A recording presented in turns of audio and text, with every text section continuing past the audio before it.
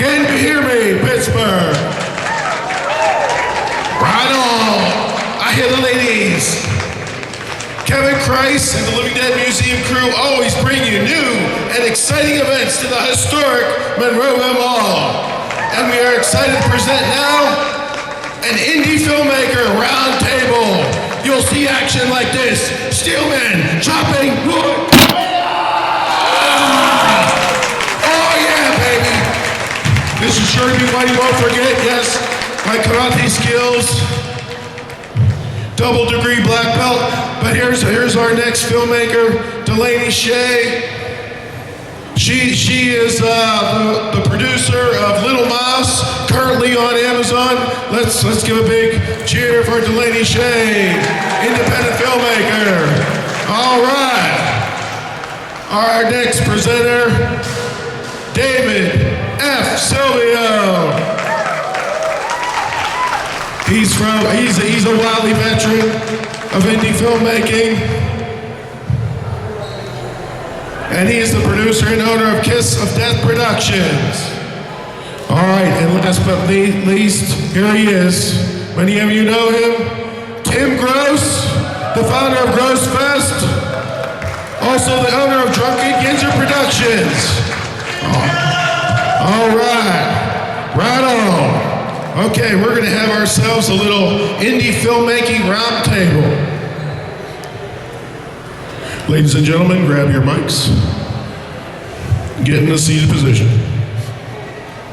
All right, of course, I'm Steelman, Pittsburgh's official superhero, and I recently produced a low-budget film, Steelman, based on my escapades and real-life adventures, and I have it on sale right now at my booth in Hall A, if you want to pick it up. So that's what I'm doing, a quick plug here, and I'm going to move on to the real indie filmmakers. And here she is, Delaney Shea. Hey everybody, my name's Delaney Shea. As Steelman over here introduced, I am the producer and director of the indie horror film Little Mouse, which you can find on Amazon Prime.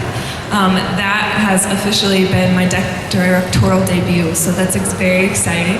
I had an amazing cast and crew of all local Pittsburgh and the surrounding areas, actors and just people involved in the project. So yeah, check us out. It's a good one.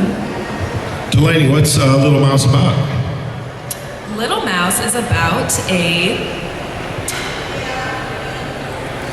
person who is finding herself. It follows a lead character who is very much dealing with past traumas and trying to work through them in her life. And then in her current job that she's doing, she comes across what this small police department, this small town that she lives in, thinks is a case of serial murders, but they can't prove it. So it's her kind of duty to take on this role and to help out this community because she really feels for one of the people that's missing. So she takes it upon herself to really fight through that and solve the case essentially.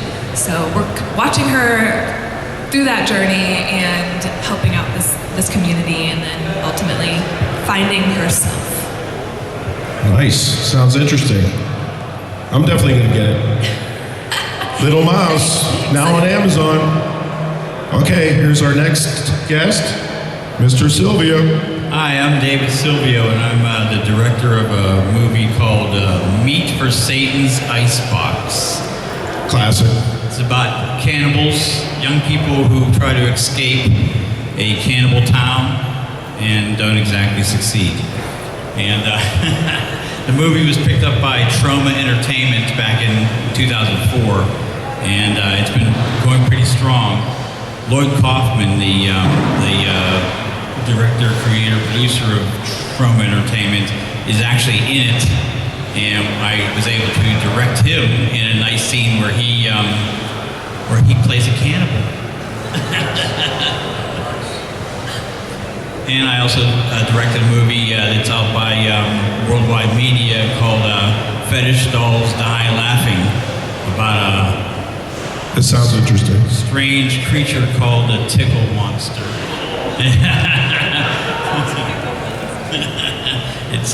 it's not exactly a comedy, though. Or it's not a kid show. Exactly what I like. Sounds great. And lately we did a movie about a serial killer called Babes in Psycholand.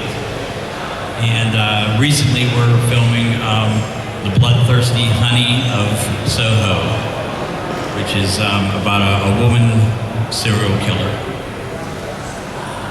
All great stuff. All great films for family, you know.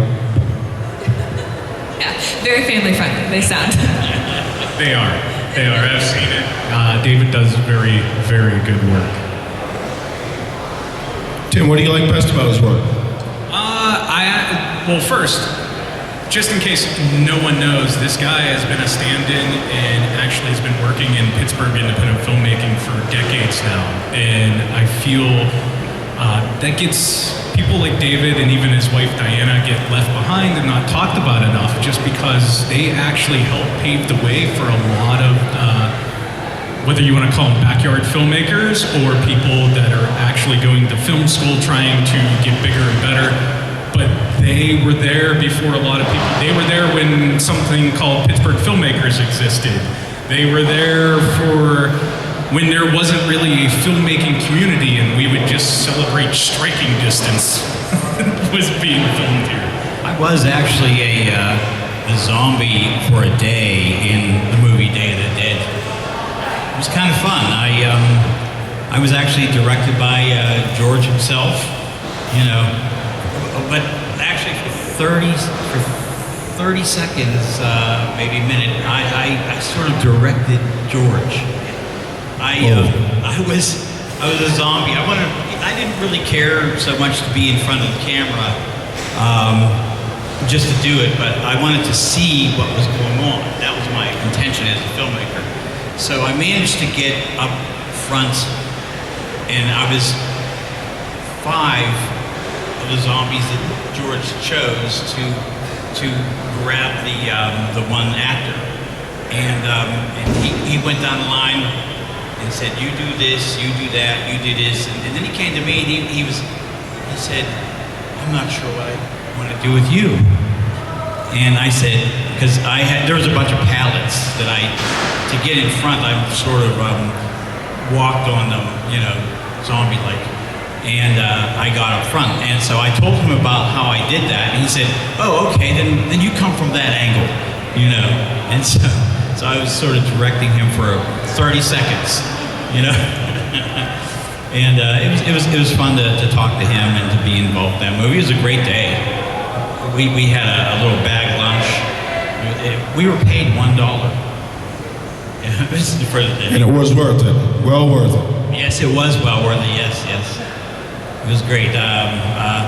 When there was 2 lines for makeup, and I got into the wrong line, which was the simple zombies, and the more complicated zombies were the other line. So of course I'm, you know, backwards and going the wrong line. So when everyone, because I wanted to get up front when they were picking zombies to be in the scene, I took a moment and went to the makeup area and just put more stuff on my face, you know, Quaker Oats and stuff. That's what they had. And so I looked in blood, of course, and I stood in front of the guy, and I was amazed he actually picked me, you know. And I did almost my own makeup, almost. Quaker Oats took it over the top. Yes, Quaker Oats and blood. Yes. Oh, and they went. Thank you, brother! They're screaming for Tim Gross. Well, here he is. You wanted him. You wanted the best. You got the best. Tim Gross. Basically, I am here just because for my love of independent filmmaking and movies in general. If it has Massacre in the title, Amityville in the title, I watch them all. But I am a co-director on a film called Jagoff Massacre. It's exactly what you think it is. 2 drunken yinzers go through Frick Park. They run into Satanists. Chaos ensues. Literally made it for $50, spent $650 on beer filming it. Also co-directed, I should mention other director and writer, Daniel Boyd, who's really good about that stuff. Worked with him on all these projects with Drunkin YINZER's productions. We did a remake of the 1972 film called Blood Freak. Yes, we made sure everybody connected to it is dead, so they can't sue us. There was actually one person, but they don't care what we do with the movie, so we're all good. And right now we are working on a film that's based on books that I wrote called Tales from the Gross Side. Basically, it's just short stories. After writing 20,000 movie reviews in the past decade or so, I got bored and wanted to go back to what I used to do in high school and write just scripts, different things of that nature, and I turned them into short stories. And during the pandemic, what was funny, Daniel Boyd and I used to go back and forth on Skype or phone until we were allowed to see each other again. And literally, he was writing a script for every short story I ever written. And that was how Tales from the Gross Side got started. And we've already filmed about 35% of it now. And just to give you an idea, Jagoff Massacre was $50, Blood Freak was $1,000. This is actually $5,000. Whoa, big time. Yes, and the sad part was we actually went and bought real equipment, and the first thing we both said when we turned it on was, "Where's the record button?" Gotta learn how to use it first. Of course. Yeah, Tim, I'm surprised that's all you have to say. I'm being nice. I can talk all day. I know it. But His love for independent filmmaking yes, has no ends. Yeah, it just, independent filmmaking is the groundwork for everything.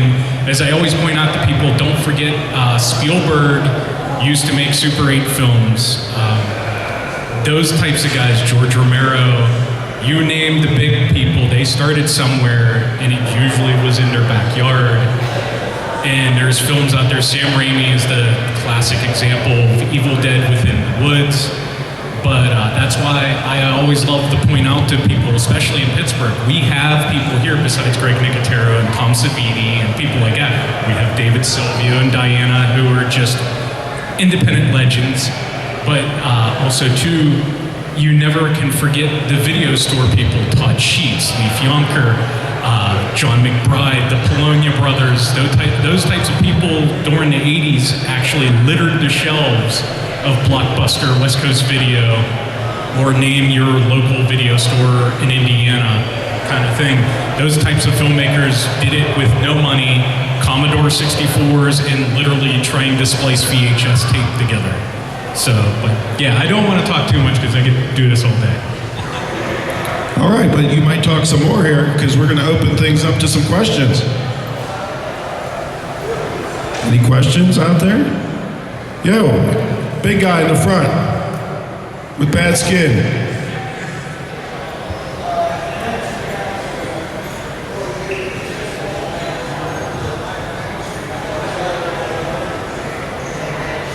Oh yeah, Nightmare on Elm Street was actually an independent movie at one point in time. New World, I think it's New Line Cinema, before New Line Cinema was a thing. Robert Shays told stories about that they were looking to break into the Hollywood production business.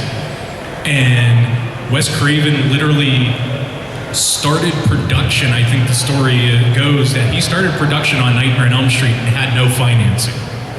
Everybody that was a part of it didn't realize what was going on behind the scenes, and that's why New Line Cinema will always be known as the studio that Nightmare on Elm Street built, because it literally started out independent. And before anybody knew it, yeah, everybody had SAG cards and everything else that was on there, so.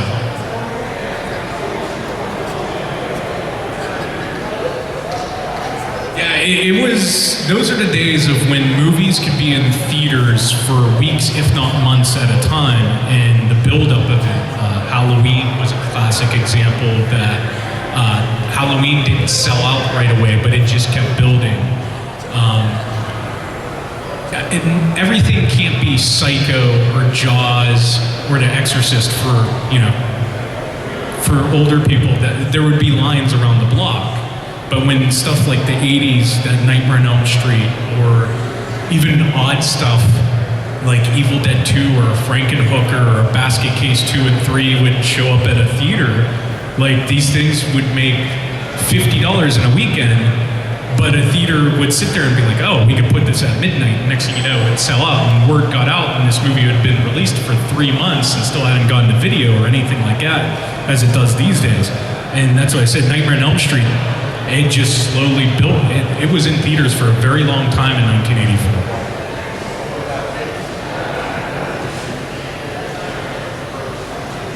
What's that?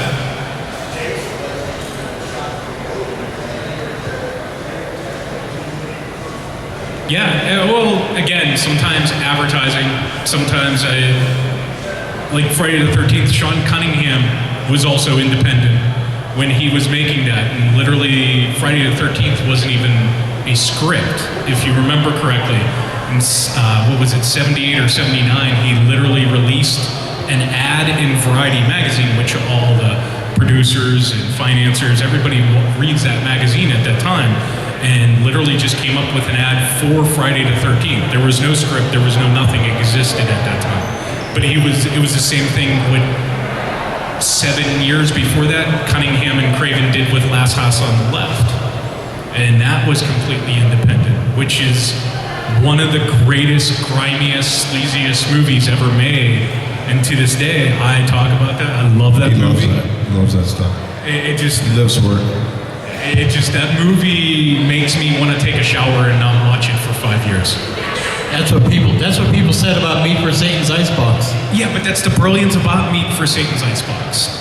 In your work, in Diana's work, what's great about Meat for Satan's Icebox, Fetish Dolls Die Laughing, and even Babes in Psycholand. Yins do not make, yes, I said Yins for all Yins that don't hear it. Yins make not the typical horror film. Not even the typical independent film. And the one thing independent filmmakers, no matter how big the budget or how small the budget, they don't take into account is don't understand how important writing a script is. Yeah, absolutely. And that's the thing. Yes, your stuff is offbeat. It can be considered weird. But what's great about it, it shows from day one, second one, both Ians take so much care in making sure the script is there before you even turn the camera on or turn on the lights on or cast anyone. I think that's the brilliance in your indie projects, and I think that, to me at least, that's what sets you apart from a lot of these so-called filmmakers. I mean, honestly, I sit there, I'm on this panel, I wouldn't even put me in the same group as these two, even Steelman himself. I'm just some weirdo that found a record button and just living a dream every time I get to do it. I would never call myself a filmmaker because these are actual professionals. I'm just some guy that's drinking and making a movie.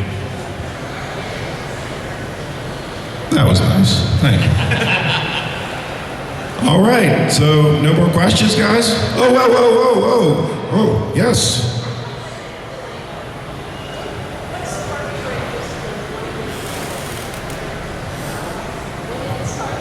That's a great question. What sparked my interest? Funny enough, I have always done like the theater thing throughout my whole life, and I was a part of a military family, so we moved around a lot, so that kind of was choppy. And I would say that it wasn't until my accidental freshman year class that I was put in a theater class by a total accident. They were like, hey, you have a extra period that you need to fill. We're gonna fill it with whatever. And I said, cool, that sounds great. Well, then they ended up putting me in like the seniors theater class where everybody was like trying to study that for their future career. And I was like one of 3 freshmen. And I was like, oh my God, this is so intimidating. What am I gonna do? But in that, pushed me really to kind of fall in love with it again. And my theater teacher at that time was a phenomenal person. He pushed me, and he's like, I really see this in you. I know you've done it before, but like, let's bring it back out. And after that, I completely fell in love with it again. And then my very first feature film that I did was a year later called Phantom of the Woods, and it's also on Amazon Prime. That was kind of the eye-opening experience and really moment of change for me when I really was like, yes, filmmaking is what I want to go. I do acting a lot as well, and that's kind of where I got really into it and just kind of learning the ropes of indie film and just being on a set and what everything means and how the crew works and all behind the scenes and how much literal time goes into making movies. Phantom of the Woods, my first feature film, took us 3.5 years. By the time that we started production, I wasn't even involved in the script writing, so I don't even know how long before that it was even started. But 3.5 years from when I came onto the project to when it actually, aired anywhere. And then with my most recent film, Little Mouse, that also was about a 3.5-year production. I was involved in the script writing at that point, where I met my co-director and producer, Matt Zillick, who is also huge into the horror community and stuff like that, and does a lot of really cool stuff as an artist and everything. So yeah, I would say high school is really the time that I got into it. And I've just fallen in love with it ever since, and I've never left. So here we are.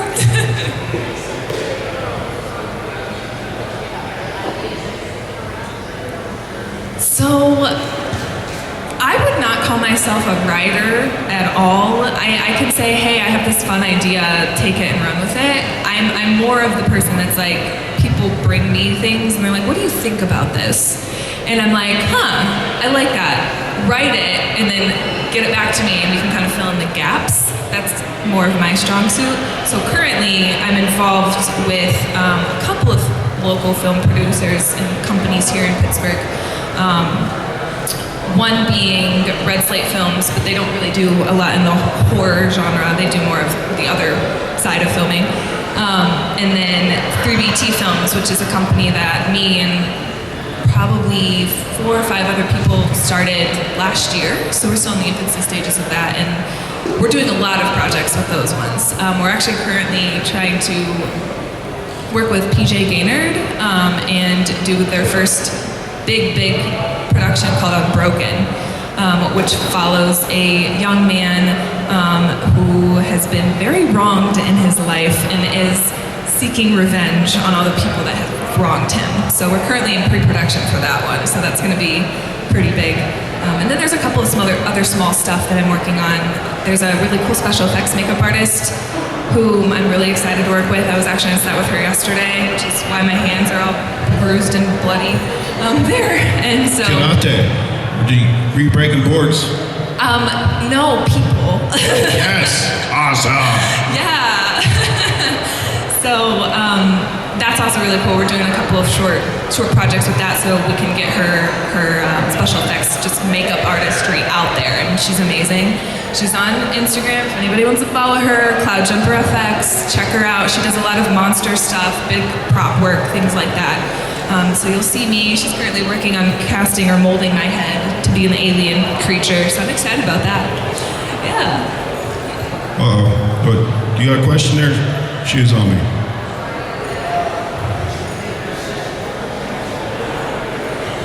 Say that again. Say that again.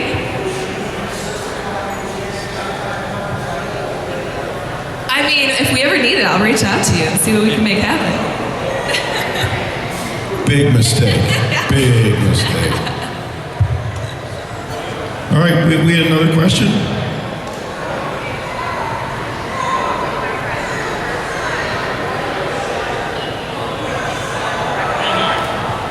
If we are making a movie with our friends for the first time, what is one key piece of equipment we'd need to make that happen? Great hearing. I'm a teacher too. I can read your mouth. Little mice can hear good. You know? Do you want to? Somebody want to go first? I think she was asking you. I thought she was just generally.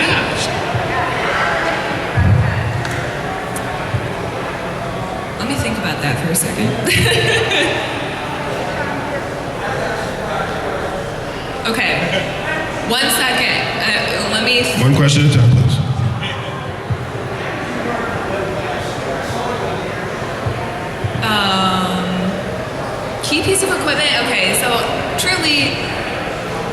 seem like the most basic thing here, but like record something to record it with, right? Because I mean, if you're gonna really make a film and want to put it somewhere, you're gonna have to capture those moments. But one thing that I think is really important, that I think a lot of people take a little they don't take it as seriously as I think they should, is really lighting.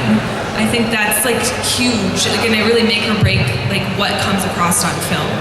So I would say that's probably Yeah, up there. I've never mastered the lighting, so if you got, I really have not. Bring people on to do that one. Yeah, like there's people that just do that lighting, and they just know how to put things, and really makes it look way better. So. Yeah, also sometimes too, you can overthink the lighting.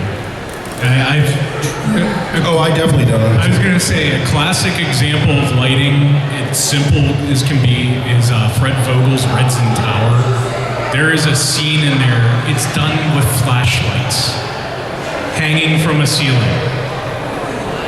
No lighting, no other stuff on the camera, nothing like that. Just flashlights. I think it's 6 flashlights hanging from the ceiling to light this dark scene, and it's probably one of the best lit or mood pieces that I've ever seen in an independent film.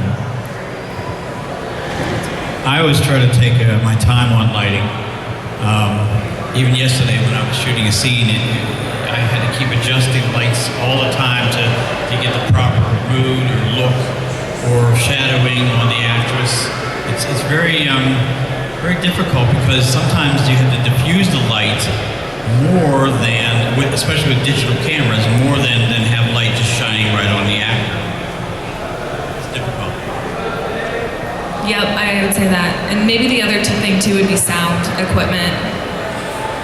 You could have a beautiful shot and not hear anything, and it's just doesn't matter. Yeah, air conditioning, furnaces, always pay attention to where you're shooting at. Lawnmowers.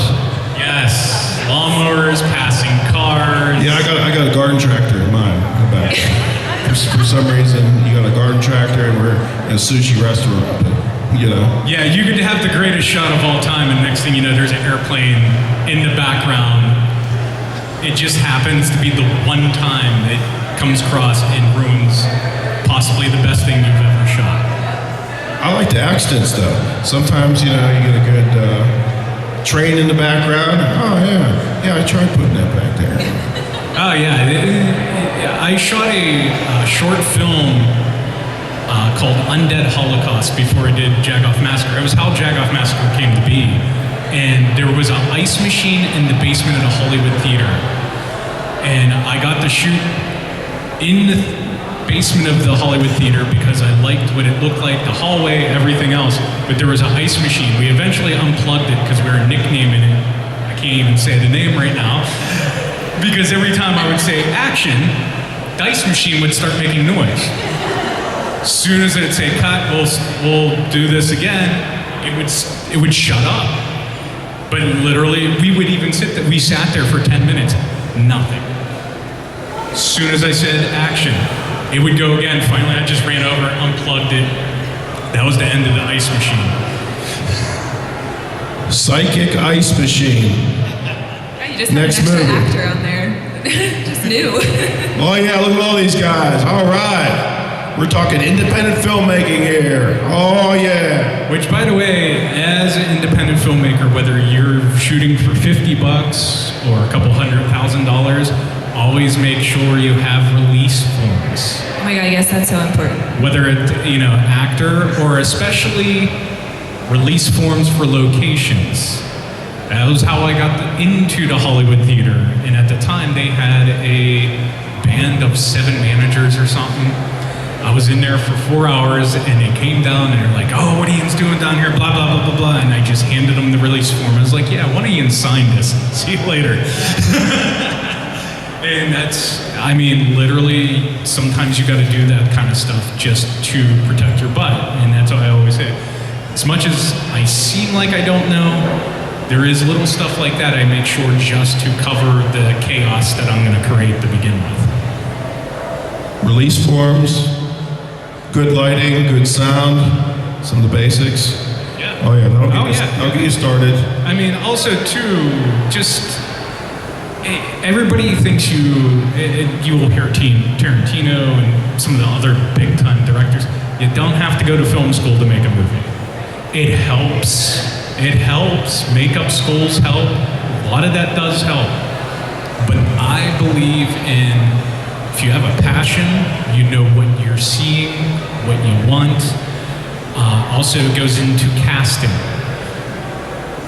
I will take a person that's never acted in a movie before I take somebody that's worked on 20 movies, because a lot of times there's people that have school, she even mentioned theater experience. It is one extreme or the other. I have been with them, acted with them. It is some, it's like they're thinking they're gonna have a trailer outside for them at all times, and then there's other ones that have a theater background and everything else, and anything you throw at them, they have picked up on the nuance within seconds. They know what you want. But a lot of times when we do stuff, the best example is when we went to go shoot Blood Freak. We actually, the actress Ashley Schimmel that is in there, never acted in anything ever before, and a lot of the questions we get about the movie is like, how many movies is she in? We're like, 1. Because people think she was that good, they liked her in it. And it was like, she did 2 lines for us, and I was like, yep, you got the role, let's move on. Yeah, I mean, it was no different for Jagoff Massacre. Literally, Daniel Boyd and I, after he heard about the joke or the bet Undead Holocaust was made for, he wrote a script for Jagoff Massacre and said, we have 2 main characters that are going to be through the whole film. They were 2 friends of his, never met them in my life. As an icebreaker, went to his house on a Friday night, brought a 12-pack of Yingling. Him and I fleshed out a couple of things like how we're going to talk to them and stuff like that. Go back into the living room, the 12-pack was already drank. I was like, yes, they're hired, let's move on. So let me ask you, how do you direct your actors? With beer? Sometimes it's very directing, seeing stuff like, literally, I'm sure yins have your own things yins do in order to prepare. Yeah, we use Jack Daniels. Yeah. Literally, and it's weird. Dan laughs at me, and anymore, even though he's wrote most of it, does other things, and he's a co-director. As we've gone on, Dan's like, I'm letting you direct. You know what you're doing. Because when we're both behind the camera and he is calling the shots, I'll be like, did you get this? Or did you get that? And he'll be like, I didn't even think about looking at that. And there would be just a certain pitch of how the actress or actor said a line, or there's a different angle. More than anything, and it's kind of controlled chaos is the best way to explain it, because I have to be behind the camera and literally have to look to see what is in that lens and that little square comes off the camera to really know, is this gonna actually work? Is this what we actually want? Like, I gotta be in that moment, that minute, if that makes any kind of sense, to start directing.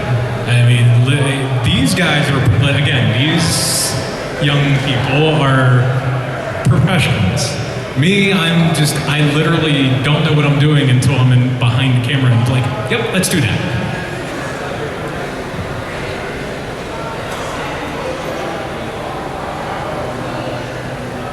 Shoe Zombie.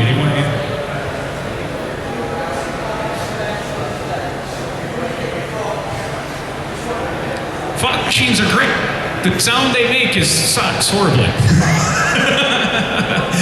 Unless you're gonna, there is a fog machine out there that makes no sound, but that's called thousands of dollars. And that's called Hollywood effects. But you can hide it, and you can make it happen. There's a scene in Blood Freak, yes, it's very obvious it's a fog machine we were using because the car broke down. We actually were using the fog machine sound as the car having problems. If you're paying attention to the scene, yes, when he opens up the hood and the fog, the smoke's coming out from the engine, We left the sound in there because it is the car is having its problems. It's when you have no money, you have to think on your feet when you're filming, and especially getting shots, because you don't know when you're ever going to get that shot again. You don't know if you can ever recreate that stuff.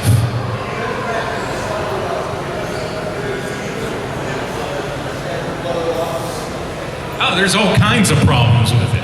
It's just, dry ice is another good thing to use. You get experimental with things to figure out how stuff is.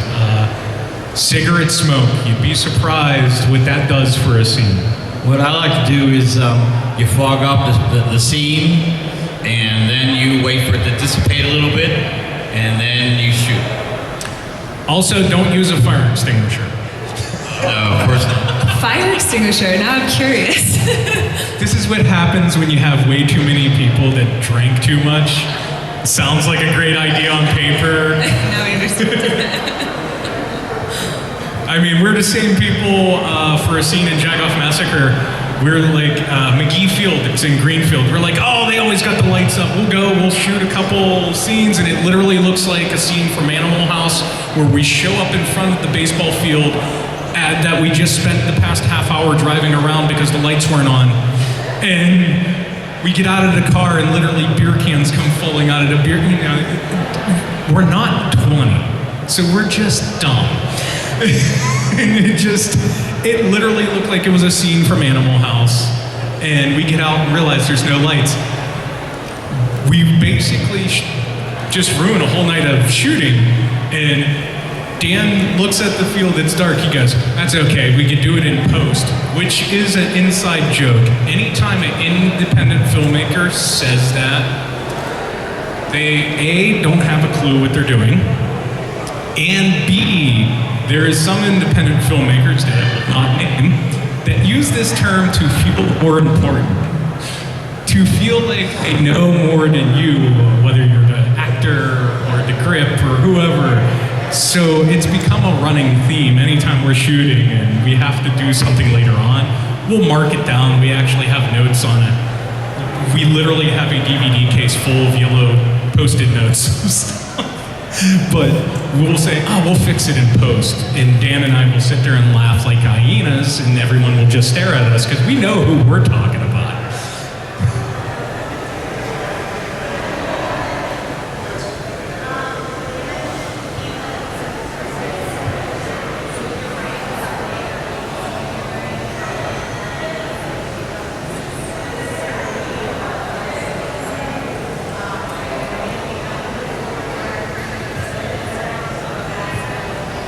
Script writing is difficult and easy at the same time. You can go the route of going on the internet. There is tons of templates that you can download and do it that way. Or you can, if you're the one making the movie, you write the script, you put it the way you want to. I'm not the wrong person to ask about this because I'm all about literally, if you've typed it up and you know what you're doing, you are making copies, giving it to the cast, long as you know what's going on.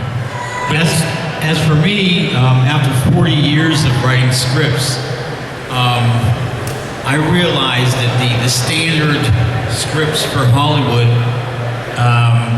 don't really work with the way I think. So I've honed it down to since I have to look at the script and I don't have a script girl, of course, to tell me things, so I have to look at the script constantly.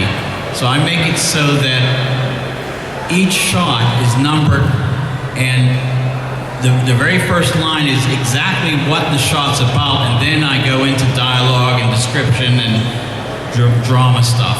And then the next one will be the next shot. And even if it's like in the same room, what I'll do is, it'll be just a reverse shot. I'll tell you exactly in my mind how I want it a long shot or a medium shot or a close-up. And even during shooting, sometimes I'll change it. Things will change within the context of shooting or moving the camera around or moving the lights around. And you have to try to keep from doing any kind of jump cuts. which is, well, for one thing, an actor, you shoot an actor from one angle, then they have to be doing the exact same thing if you're going to cut from angle to angle, or you start at a different place. But I try to make it easy for myself when I write the scripts so I can see it immediately and I can change things. Yeah, I would. If you're talking just about formatting scripts, yes. If you want it to be like a very typical looking script, there are what he was saying formats to follow, things that you can do for very outlines. Professional, yeah. Yeah, including the scene numbers in there, the type of shot, like the location, things like that. You know, your direction that you're giving the actors in between the dialogue itself. Yeah, there are things that you would follow in that format. As far as knowing when a script is maybe bad, I think that's subjective, right? Because truly, when you're telling the story, so however you write that story is from your perspective or the perspective you're trying to portray. And, you know, people buy into that, then it's a good story, right? And I don't know how you would judge that, I guess. Say, every script I have had, the amount of notes that I'm sitting there writing on it, even while filming, yeah, it's just, it looks like somebody scribbled all over the entire thing. Yeah. Because what you see once you're actually there in the moment can be completely different. Your angles can change, the lighting can change. Well, if you're writing a script just to write a script and not shoot it yourself, it's probably not a good idea to put in directors, notes like close-ups. Long shots. That's for the director to do. But if you're writing it with the intention of directing it yourself, then you can write all that stuff in there. Yeah, and that's a good note actually. If you're just wanting to write a script to just write the script and be like, there are ways to share that, to show that. If you've had the intention of actually making it into a movie, yeah, that stuff's important because then people will go back and build shot lists off of that, and then your actors are going through and making those notes. Director and actors are making those notes. The director is going to have their script with all of their director notes on it, and the actors are going to do the exact same thing with all their actor notes on it. And sometimes those things overlap, and sometimes they don't. So, yeah, just having like the basic format, I think, just the story. Truly just put the story on paper. Yeah, and she's not wrong. But also too, if you're gonna go write a script, say you're gonna go home and start writing a script for a movie you are gonna make. If the budget is $1,000, make sure you keep that in the back of your mind while writing it. Because we don't need Nicolas Cage jumping off an airplane 20 pages in. It's just not gonna happen. I have this conversation with a lot of independent filmmakers, and for some reason, I get scripts sent to me on a regular basis, and they're like, it's a good script, you're not gonna make it. It's not gonna happen. Or literally, I'll just be like, pages 1 through 40, awesome. Pages 40 through 65, cut it now. Because A, it's boring, B, it bogs down the movie that you're attempting to make. But also, 3, you're never going to have the budget. Yeah, that's what I was going to say. A follow-up question I sometimes get is, okay, what's your budget? Before I give any notes, because depending on what they say will depend on what I end up telling them. But that is very true. Your budget's important to keep in mind. Well, you can always get a toy helicopter and put it on a string and have a doll of Nicolas Cage jumping on it. Yeah, that goes into if you're doing exploitation or is your movie supposed to be serious? Yes, we don't need a toy helicopter. But no, if you see some of the stuff these guys have made, they are very good at using what is there. And classic example, I brought it up earlier, shooting in the basement at a Hollywood theater. It was shot for $23. That was the bottle of J&B that I sat on the desk, that I pulled in front of a hallway that's in their second basement. And the 3 people that were with me that day are all filmmakers. I never made anything, I was just friends with them. They were doing it as a favor. Had them set up the lighting, had them set up the camera, where I wanted it at, and all you can see through the lens is a slight light around the door, the exit sign above it, And I said to the one dude, just go down there, open up the door, and walk through. And I just framed it the way I thought it should be framed, and they're all looking at me, and I said, just watch. Come through the door, and I go to them, I go, Day of the Dead. And they all just looked at me like, okay, we're in. It was just, I showed them what I wanted, it go back to what I liked, and they said, how did you know that? And I was like, I don't know. Like I said, it's just one of those weird things. But again, right, always, especially no budget, keep that in the back of your mind, script writing. Indie filmmaking, that drives everything. It does. That little budget you got. That should shape all your scenes, your actors, your... Little known fact, conventions are built on indie filmmakers. Let's not kid anyone. Just because they become autograph shows, who were there selling all their movies, who were there buying the tables, who were there. That's why GROSSFEST exists. That's why famous actor Tom Gross is here. But yes, indie filmmakers are what conventions are built on. Remember, Night of the Living Dead was an independent film.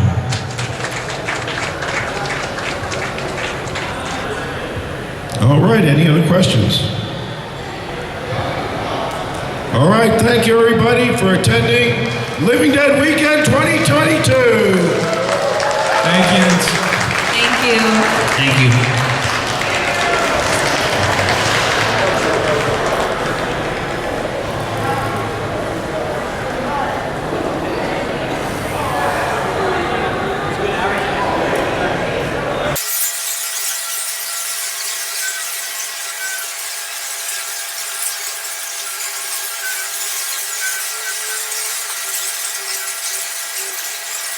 Wood here. Can't let that go to waste. Come here. Come here. Little dude. Come here, you one.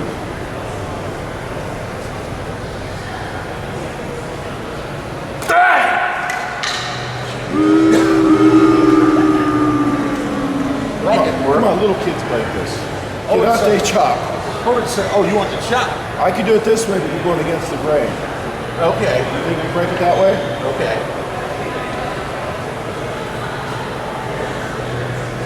I was trying to punch it. I came up with a chop.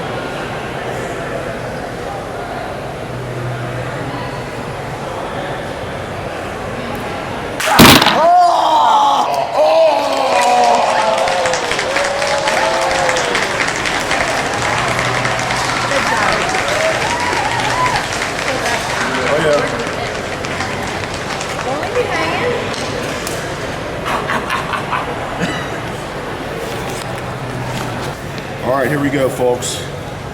Officially used Living Dead Weekend 2022 props.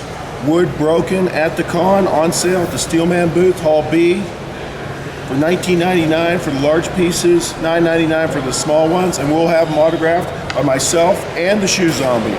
Oh yeah, while supplies last. Hurry up and get there. Lines are forming now. Hurry up, hurry up.